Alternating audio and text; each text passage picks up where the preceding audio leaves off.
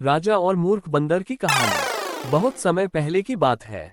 एक छोटे से राज्य में एक राजा रहता था जो बहुत दयालु और बुद्धिमान था। वह अपनी प्रजा का ध्यान रखता था और सभी का सम्मान करता था।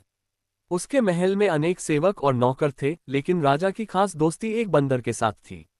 इस बंदर का नाम मादारी था और वह राजा का परम प्रिय और विश्वासपात्र सेवक था। राजा ने उसे अपने पास इसलिए रखा था क्योंकि बंदर स्वभाव से चंचल और नटखट होते हुए भी राजा का बहुत ख्याल रखता था। मादारी अपने राजा के प्रति बेहद वफादार था। वह हमेशा राजा के आसपास ही रहता और हर समय उनकी सेवा में लगा रहता। राजा ने उसके प्रति इतना भरोसा कर लिया था कि उसे अपना अंगरक्षक बना लिया। मादारी को ये काम बहुत पसंद था और वह पूरे मन से इसे निभाता था। एक दिन राजा बहुत थका हुआ था और उसने अपनी विश्रामगृह में जाकर आराम करने का निश्चय किया। उसने मादारी को आदेश दिया कि जब तक वह सोए कोई भी उसे परेशान न करे। मादारी ने आज्ञा मानी और राजा के बिस्तर के पास बैठ गया। राजा ने आराम से लेटकर आंखें बंद कर लीं और गहरी नींद में सो गया। कुछ समय बाद एक मक्खी राजा के नाक पर आ बैठी और उसे तंग करने लगी। मादारी ने उसे हटाने की कोशिश की, लेकिन मक्खी बार बार वापस आ जाती।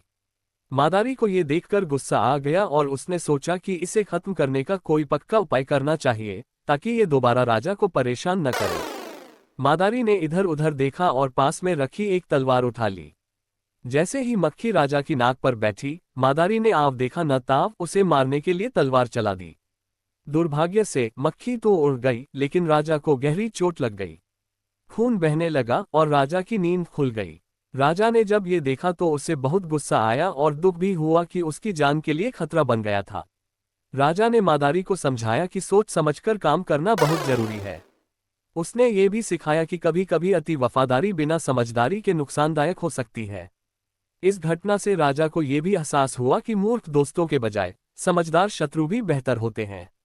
इसके बाद राजा ने मादारी को महल से निकाल दिया क्योंकि उसकी मूर्खता से उसकी जान पर बनाई थी। कहानी से शिक्षा। इस कहानी से यह शिक्षा मिलती है कि हमें अपने दोस्तों का चुनाव सोच समझकर करना चाहिए। मूर्ख और बिना समझ के व्यक्ति से दोस्ती करने पर हमें नुकसान हो सकता है। साथ ही ये भी सीख मिलती है कि कठिनाई के समय केवल वफादारी नहीं बल्कि बुद्धिमत्ता भी आवश्यक होती है।